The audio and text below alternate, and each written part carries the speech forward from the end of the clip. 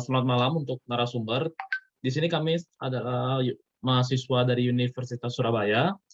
Di sini kami mempunyai tugas untuk melakukan beberapa wawancara kepada narasumber, namun sebelum itu kami akan memperkenalkan diri kami terlebih dahulu. Di sini saya sendiri sebagai pembawa Nanda Arta, dan ada teman saya Alfian, Brian Jonathan, Bima, dan Natasha. Mungkin untuk narasumber bisa memperkenalkan diri terlebih dahulu dan bisa menjelaskan background-nya. Oke, ya terima kasih waktunya. Nama saya Chandra Wahyudi. Kebetulan saya ini adalah developer web, mobile apps, yang dimana sekarang mendirikan sebuah PT yang namanya PT Andromeda Bakti Gemilang, di mana di sini saya sebagai developer dan sebagai CEO-nya. Kemudian saya lulusan Universitas Udayana di Teknologi Informasi angkatan 2012. Jadi udah sekitar 2016, 5 tahun tamat jadinya. Dan sudah hampir 9 tahun lebih lah menggeluti dunia IT gitu ya. Oke, untuk pertanyaan pertama mungkin bisa langsung ditanyakan oleh teman saya sendiri.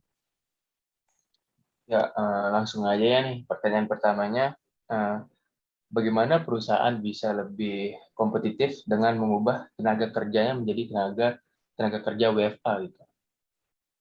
Kalau menurut Sorry, saya catat dulu bentar ya. Apa tadi pertanyaannya? Bagaimana perusahaan bisa lebih kompetitif dengan mengubah tenaga kerjanya menjadi tenaga kerja WFA?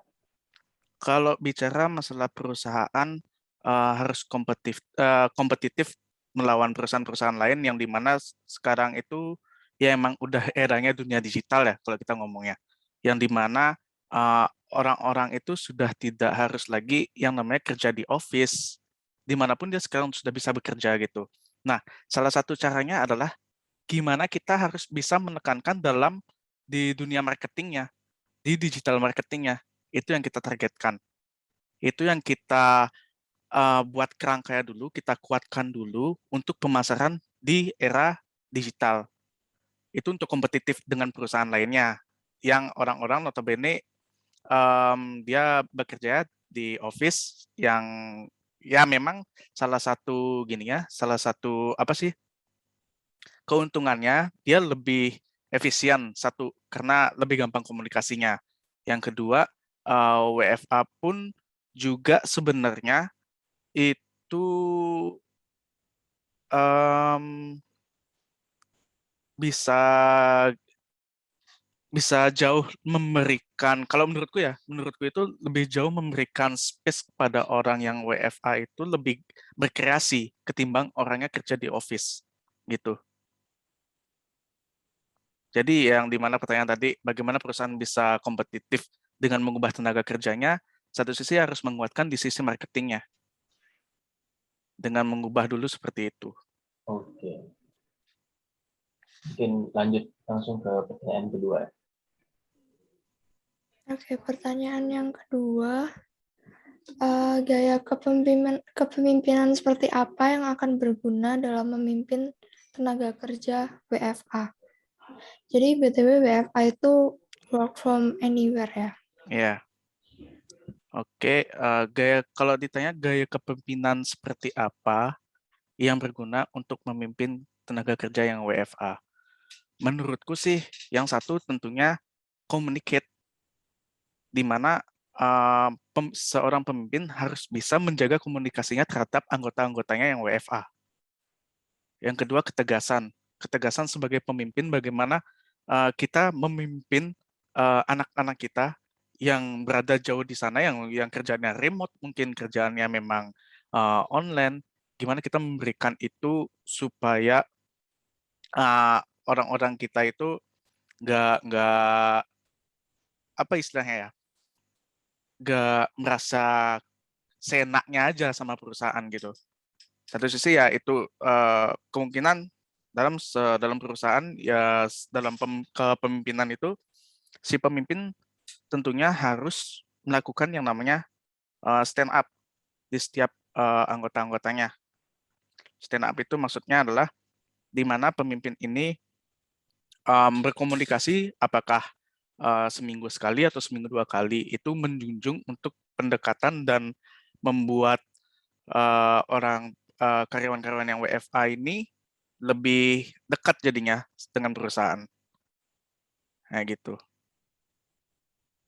Mungkin ada yang mau ditanyain lagi nggak?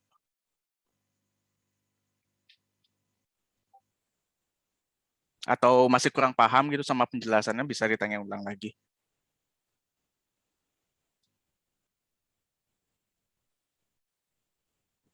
Ya mungkin langsung ke pertanyaan selanjutnya aja, Kak. Bebas-bebas.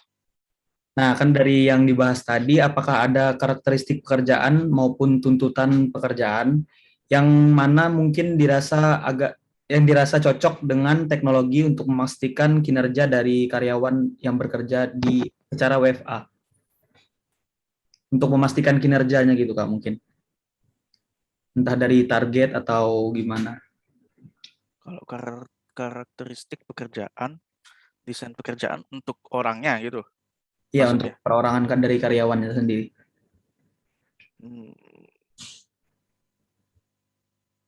Karakteristik pekerjaan, desain pekerjaan, tuntutan pekerjaan mana yang akan selaras dengan teknologi untuk memastikan pengembangan karir karyawan WFH. Kalau dikatakan sebenarnya sih banyak ya, nggak cuman untuk di dunia marketing aja, karena satu sisi WFA ini kan kalau dibilang menggelut dunia teknologi, apapun yang berbasis dengan teknologi pasti memiliki yang namanya pengembangan karir. Contoh, example kayak saya lah, kerjaannya remote, buat aplikasi, buat mobile, buat website. Nah, satu sisi kalau misalkan masuknya digital marketing juga, itu bisa dibilang akan sedikit membantu dalam sisi gimana ya? Kalau dibilang pengembangan karir dari orang-orang WFA emang agak cukup sulit karena basisnya ini yang megang peranan orang-orang teknologi soalnya gitu loh. Kalau aku mikirnya kayak gitu. Makanya tadi kayak aku bilang, it's okay misalkan contohnya example kayak aku yang emang bergelut di dunia IT, yang kemungkinan besar pengembangan karirnya lebih luas ketimbang teman-teman yang lain. Gitu. Jadi kayak mau sales yang kerjanya di kantoran mungkin itu bisa tergantikan dengan digital marketing yang notabene di dunia online jauh lebih maju ketimbang sales yang harus jalan ke sana ke sini. Dengan adanya kemudahan teknologi, ya menurutku orang-orang yang kayak seperti itu karirnya ya maju sih. Yang mengerti teknologi ya, mengenal teknologi maksudnya. Kayak gitu. Nah, selanjutnya, Kak, dari yang tadi dibahas tentang WFA, apakah ada tantangan yang muncul karena adanya perubahan teknologi bagi tenaga kerja maupun perusahaan itu sendiri? Tantangannya itu, kalau tantangan sebenarnya sih karena aku cuman ngerasain WFA itu beberapa bulan ya, tantangannya itu selain penyamaan waktu, keselarasan waktu itu, kemudian apa namanya? Kayak cuman itu ya sih. Yang menurutku ya tantangannya itu ya di tantangan waktu ya sebenarnya. Karena kita kerjaannya WFA, perubahan teknologi juga nggak signifikan sih menurutku. Cuma segitu-segitu ya sih bagiku. Any Kita question? langsung ke ini aja, next question. Jo. Oh ya Kak, saya mau nanya, apa konsekuensi yang akan dialami karyawan dalam bidang kesehatan dan keselamatan? Oke, bidang kesehatan dan keselamatan. Satu sisi Kalau kesehatan kan itu udah nggak mungkin WFH sebenarnya ya.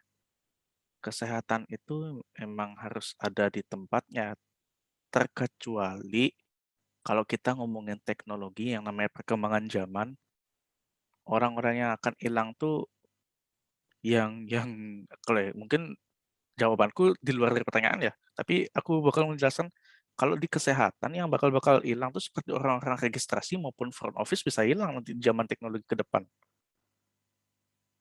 gitu. Yang dimana ya registrasi ada registrasi online yang dimudahkan, front office juga di rumah sakit sudah mulai mengembangkan apa namanya, mungkin untuk segala question dan kuesioner atau mencari kamar atau segala macam udah ada teknologi yang memang dipakai komputer di sana.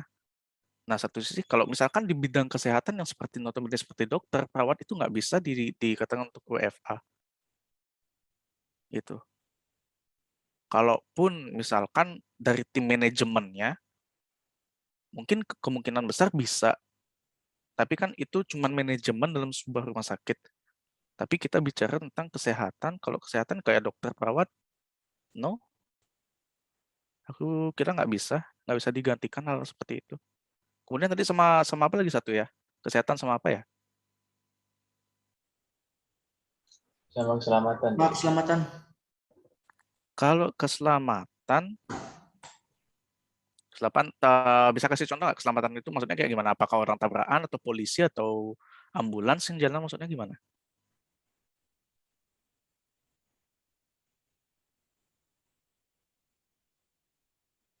Halo? Mungkin yang bergerak di bidang keselamatan. Contohnya mungkin kayak bisa kayak polisi mungkin firefighter apa namanya? Apa sih firefighter itu? Nope sih. Kalau yang kayak gitu udah pasti nggak bisa. Soalnya kan kalau misalnya dia WFA juga mungkin itu kan terjun lapangan mungkin ya. Mm-mm. Kalau yang keselamatan ya.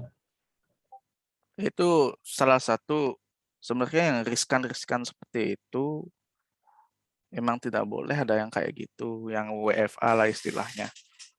Karena emang notabene WFA ya kerjaannya emang kerjaan back office, bukan kerjaan riskan seperti itu. Tidak bisa disetarakan hal seperti itu. Itu pribadiku ya, pendapatan pribadiku ya. Nggak bisa karena ya gitulah pokoknya. Nggak bisa. Mungkin ini untuk pertanyaan terakhir sekaligus bisa dibilang sebagai penutupan wawancara ini. Mm-mm. Untuk Kak sendiri, lebih prefer ke arah mana? Akankah lebih prefer ke depannya kita ini menggunakan WFA ataupun kita memang harus bekerja lebih nyaman kita pergi ke kantor atau perusahaan atau memang kita lebih baik stay at home kerjanya atau nggak anywhere? Kalau menurutku WFA bakal berkembang ke depannya. Ke dunia ke depannya tuh WFA bakal berkembang. Ya sudah tidak ada lagi yang namanya kerja dari kantor. Kerja dari manapun kamu masih bisa. Nah, notabene kecuali pekerjaannya ya, tergantung pekerjaannya sekarang. Kayak gitu. Dan harus siap dengan yang namanya rules dari perusahaan itu harus siap. Contoh ya kayak tadi aku kasih tahu, mungkin bisa pemimpinnya ngasih seminggu sekali stand up buat ngobrolin kegiatan mingguan kalian, ngapain aja, reportnya apa aja. Ya itu tergantung masing-masing, tergantung perusahaan lagi. Yang kebetulan kalau perusahaanku itu pakai yang namanya Trello. Yang dimana di dalam Trello itu ya kita ngelihat perkembangan dari produktivitas kita sama teman-teman yang lain. Jadi sana kita bisa nilai orang-orangnya. Kayak gitu sih. Jadi kalau aku ditanya, terserah mau kerja di mana, asalkan ya pekerjaan kalian selesai. Tanggung jawabnya harus ada. Kalau enggak, ya sesuai dengan konsekuensi dengan apa yang kalian tanda tangan kontrak, it's over. Udah. Itu aja Baiklah, sih. mungkin terima kasih sebelumnya untuk Kak Chandra sudah mau meluangkan waktunya dengan kita untuk kita wawancarai dan kita juga lumayan mendapat ilmu dari Kak Chandra sendiri. Dari kami sendiri ingin mengucapkan terima kasih banyak untuk Kak Chandra. Semoga kedepannya perusahaan Kak Chandra bisa berjalan dan berkembang lebih baik ke depannya. Oke, sekian dari kelompok kami. Terima kasih sebelumnya Kak Chandra. Oke.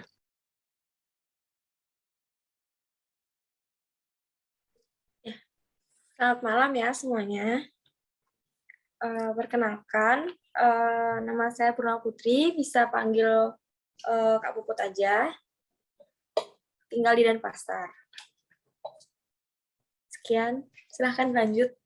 Mungkin bisa dikasih tahu dulu mungkin Kak Put sendiri kerja di apa dan perusahaannya itu apa gitu.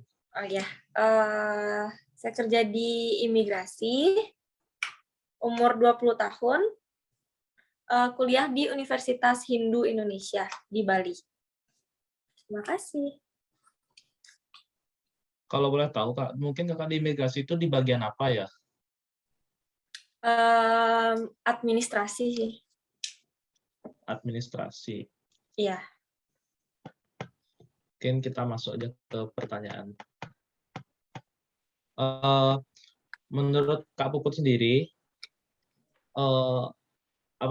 bisa nggak sih kantor Kak Puput atau perusahaan Kak Puput yang bergerak di bidang imigrasi tersebut bersaing dengan perusahaan lainnya, terutama di bagian, atau bisa dibilang kita ini kan kerja sekarang udah di WFA nih, work from anywhere nih, bisa dibilang di mana aja. Menurut Kak Puput itu, perusahaan Kak Puput tersendiri itu sudah bisa dibilang kompetitif atau tidak ya? Gimana ya? Bisa. Kalau sekarang ini kan karena keadaan lagi PPKM ya. Jadi pemerintah juga ngasih peraturan untuk kerja dari rumah. Jangan berkumpul rame-rame gitu kan, mengurangi kerumunan.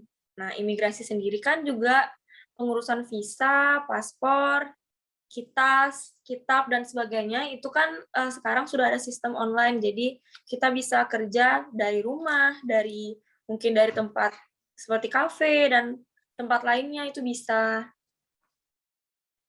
Jadi bisa dibilang perusahaannya termasuk perusahaan yang kompetitif juga gitu. Mungkin untuk pertanyaan selanjutnya bisa ditanyakan oleh teman saya.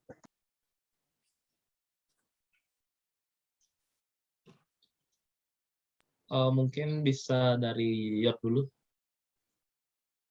Kalau dari perusahaan tersebut, apakah gimana sih gaya kepemimpinan seperti apa yang akan berguna dalam memimpin tenaga kerjanya gitu?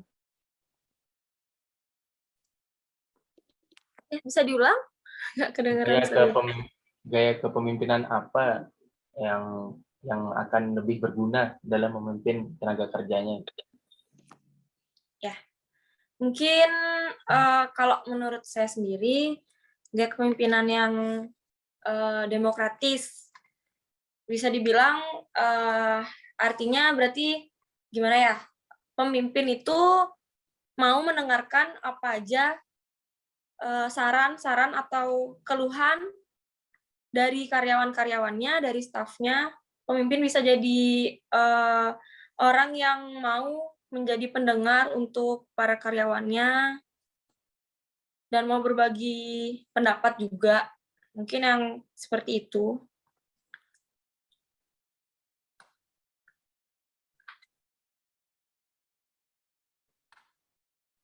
Akan lanjut pertanyaan selanjutnya mungkin.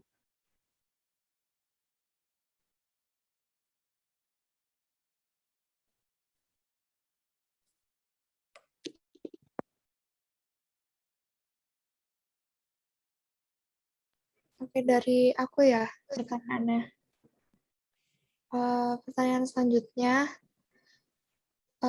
kira-kira dari pekerjaan tersebut, menurut kakak, akankah para manajer menjadi tangguh atau enggan beradaptasi dengan situasi baru sekarang, seperti sekarang ini?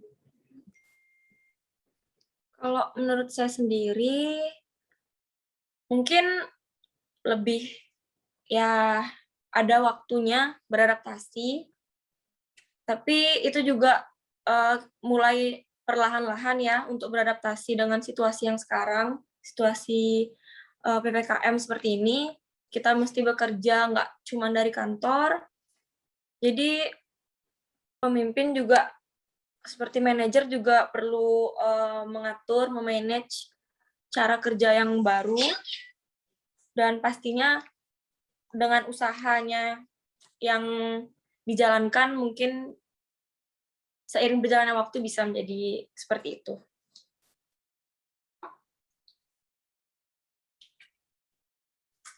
Ya mungkin langsung ke pertanyaan selanjutnya Kak, dengan adanya WFH atau WFA ini dan dijalankannya PPKM, apakah ada kendala bagi perusahaan? Apakah mungkin kinerja dari para pekerja itu semakin maksimal atau bahkan di bawah rata-rata dari yang diinginkan dari perusahaan? Kalau dibilang ada kendala, pasti ada. Apalagi sistemnya sekarang online ya kerja. Jadi apapun semua itu dari pemerintah, dari dinas-dinas, semua di-apply secara online. Jadi kita bergantung pada sinyal. Nah, karena mungkin sistem tersebut, sistem dari dinas, sistem seperti sistem imigrasi, banyak yang mengakses, jadi kemungkinan pasti ada keterlambatan, atau mungkin juga bisa saja error. Ya, yang paling sering sih terjadi gangguan karena sinyal, seperti itu. Terus Kak, saya ingin bertanya, apa konsekuensi yang dialami karyawan dalam perusahaan di bidang kesehatan dan keselamatan? Konsekuensinya, kalau untuk kesehatan dan keselamatan, kesehatan mungkin karena kita bekerja dari mana saja, jadi nggak ada larangan gitu ya untuk kita bisa kerja tidak hanya di rumah saja. Nah, apalagi sekarang ini kan kita diwajibkan untuk vaksin. Jadi ada dampaknya dari vaksin tersebut, entah itu habis vaksin sakit. Nah, sakitnya ini setiap orang kan beda-beda, tergantung imun tubuh masing-masing. Nah, karena vaksinnya juga terdapat banyak macam, terdapat banyak variasi, dan pastinya dampaknya itu bervariasi juga, bermacam-macam.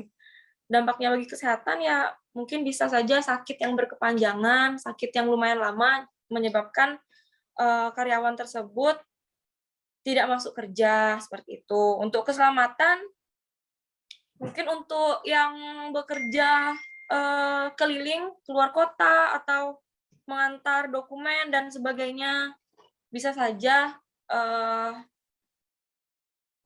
ada dampak seperti kecelakaan di jalan, atau mungkin karena vaksin ada yang pingsan, karena sebagai contoh teman saya juga ada yang habis vaksin di jalan tiba-tiba pingsan karena imun tubuhnya tidak kuat, seperti itu.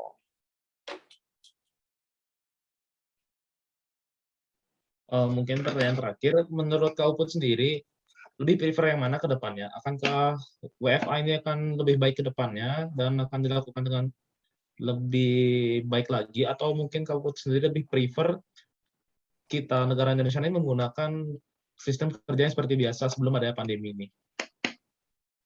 Kalau menurut saya sendiri itu lebih baik kerja sebelum pandemi ya, karena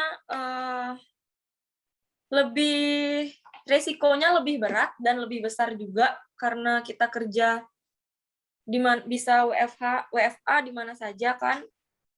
Itu lebih susah juga, sinyal terkendala, belum lagi seperti izin-izin, karena kan kalau kita apply misalnya untuk orang asing ya, itu juga perlu apply, dia investor perlu apply perizinannya juga, belum lagi menunggu perizinannya, sedangkan jatuh tempo expired dari paspor tersebut sudah dekat, seperti itu. Kendalanya yaitu lamanya dan terbatasnya kita untuk mengakses dari data tersebut. Seperti itu. Apa ada yang mau ditanyain lagi? Mungkin itu aja. Sekian. Sebelumnya kami apresiasi untuk Kak Puput sendiri udah mau meluangkan waktunya setelah kerja mau diwawancarai oleh kami, dan juga semoga kedepannya Kak Puput bisa kerja dengan lebih baik lagi dan perusahaan Kak Puput yang bergerak di bidang imigrasi bisa lancar-lancar ke depannya. Mungkin sekian dari kami. Terima kasih sebelumnya.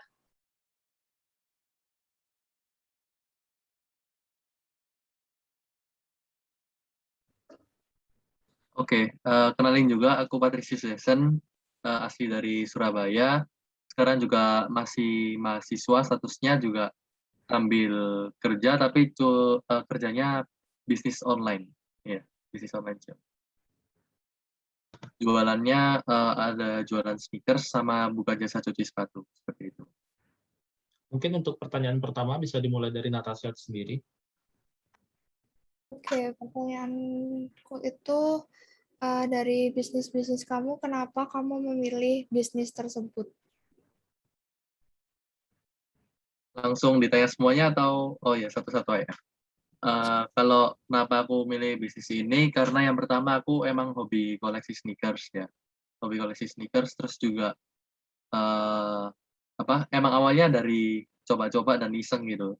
Namun ternyata di kalanganku, dari antara teman-teman aku yang awalnya jadi buyerku ini kayak support aku dan ya bisa berkelanjutan dan mendapatkan keuntungan yang lumayan gitu. Terus itu dari bisnis sneakers ya. Kalau misalkan dari bisnisku yang satunya jasa cuci sepatu, itu awalnya jujur iseng-iseng, bukan kayak kepikiran langsung buka jasa cuci sepatu gitu, enggak. Awalnya itu kayak nyuci sepatu sendiri, iseng-iseng nyoba. Karena kan kalau nyuci sepatu di orang lain terus-menerus kan kayak menurut aku kayak juga nggak worth it, kayak 50.000 kali berapa itu udah jadi bisa buat beli satu sepatu gitu aku mikirnya. Terus dari situ aku mikir kayak, wah ini kalau nyuci sepatuku kayak hasilnya sebersih ini, waktu itu iseng-iseng nyoba gitu, kelihatannya lumayan kalau misalkan aku yang buka sendiri gitu. Akhirnya dari situ aku coba mulai tawarin ke teman-teman terdekat aku dulu, terus setelah itu kayak teman-teman aku hasilnya reviewnya juga bagus-bagus semua, bukan kayak bagus dan promosi gara-gara temen ya, tapi emang kayak aku nanya, suruh bandingin sama dia biasa cuci sepatu di mana gitu, kayak aku suruh bandingin gitu.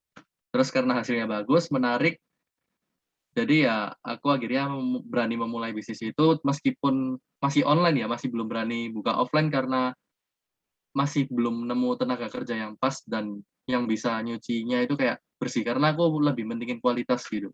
Jadi sementara ini aku kerja ini juga sendiri dan masih belum ada bantuan dari orang lain atau kayak nggak ada tenaga kerja lah, benar-benar sendiri gitu. Oke, tadi udah ada di situ ya kalau keuntungannya. Kalau selama menjalani bisnis itu apa ada kerugiannya gitu? Apa kerugiannya? Oke, kalau bicara dari kerugian sebenarnya kalau rugi sih enggak ya. Tapi lebih ke apa ya? Seperti kayak promosi lah contohnya.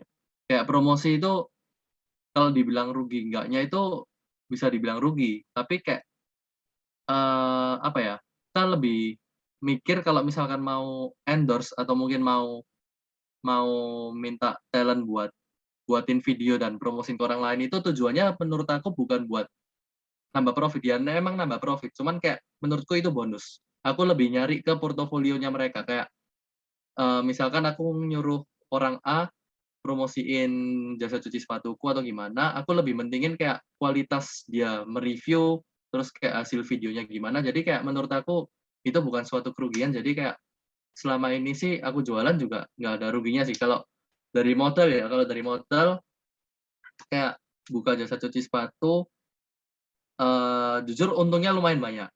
Jadi kayak lebih lebih main ke tenaga ya, kalau lebih buang tenaga ya kalau misalkan jasa cuci sepatu. Kalau kalau bisnis online shop sneakersku nggak ada kerugian karena aku lebih lebih banyak main dropship. Jadi benar-benar kayak ada orang jualan apa, aku langsung main lempar, terus juga sempat beberapa kali ngestok, cuman aku kayak mempertimbangkan itu kalau misalkan itu benar-benar kayak menguntungkan dari aku, misalkan rilis Air Jordan apa gitu, dan aku bisa untung, aku baru ngambil. Kalau misalkan kira-kira kayak untungnya cuma 100-200, aku mungkin kurang kurang berani untuk ngambil gitu. Jadi kayak milih banget gitu. Jadi kayak selama ini menurut aku belum ada kerugian gitu. Oke, bahas setelah kerugian, kalau katanya tadi kan nggak ada tenaga kerja. Menurut kamu ada kendala nggak sih selama kamu menjalankan itu tanpa ada tenaga kerja? Kalau kendalanya banyak banget sih, kayak dari waktu, terus tenaga juga, ya waktu sama tenaga sih. Kalau dari waktu, itu juga menurut aku kayak apa ya? Aku janjinya harusnya nyucinya 3 hari misalkan, buat jasa cuci sepatu misalkan. Cuci sepatu itu menurutku membuang waktu banget. Soalnya aku nyuci 3 sepatu deh ya, nyuci 3 sepatu itu bisa menghabiskan waktu 2,5 jam. Soalnya aku main detailing banget. Jadi bukan cuma ngasal nyuci, bilas, selesai, jemur enggak. Tapi aku nyuci itu sekaligus detailing dan kayak ya itu pengerjaannya benar-benar menguras waktu dan tenaga itu. Terus kendala kalau nggak ada tenaga kerja itu juga fokusnya itu kayak nggak bisa fokus sama kuliah, sama kerja, sama yang lain gitu. Kayak apa ya? Pasti ada salah satu yang kewalahan. Kayak aku kan sekarang juga ada content creator, juga jadi content creator, terus buka bisnis ini sama kuliah. Jadi kalau misalkan aku waktu liburan semesteran itu dua-duanya ini lumayan jalan. Tapi kalau ada kuliah gini, aku mau ngonten apa-apa itu kayak agak kehalangan waktu, meskipun bisa pun juga hasilnya nggak semaksimal waktu lagi libur gitu. Kayak waktu dan tenaga sih. Ya, kayak gitu.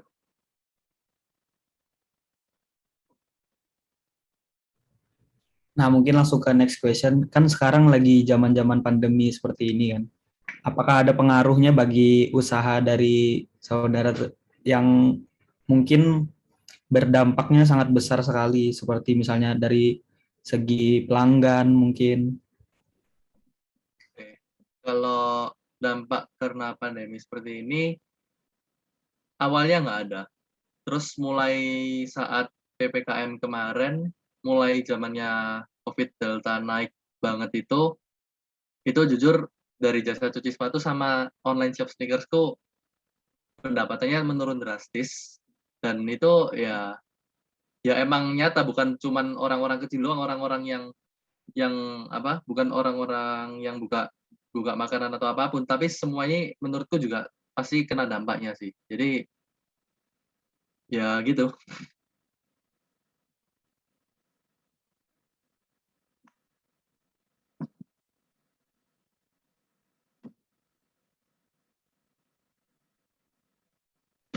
Ada siapa tahu ada mau ditanyain lagi? Jo, nanya Jo. Mungkin kalau dalam usaha kemungkinan bisa menjadi ada penghambat bisnis, itu gimana? Penghambat bisnis apa itu? Maksudnya kayak apa saja kemungkinan yang dapat menghambat bisnis? Kan misalnya kayak kuliah, jadi content creator. Ya, Cara apa itu mengatur waktu? kalau cara mengatur waktu sih ya apa? Tetap aku biasanya bagi sih. Kayak kalau misalkan aku kuliah ini kan dari jam 7 sampai jam setengah 4 atau nggak sampai jam 6. Nah, biasanya kalau kuliah itu kan nggak mungkin yang benar-benar full dari jam 7 sampai jam 6 gitu ya. Pasti kan ada waktu-waktu jeda kayak antara jam 12 sampai jam 1 itu kan kosong 1 jam. Nah, itu biasanya aku gunakan itu buat konten, kayak aku sempet-sempetin buat konten atau nggak mungkin buat nyuci 1-2 sepatu, kayak aku sempet-sempetin lah. Jadi dan itu yang membuat tenagaku yang nguras banget dan hasilnya nggak semaksimal waktu libur kuliah kayak gitu.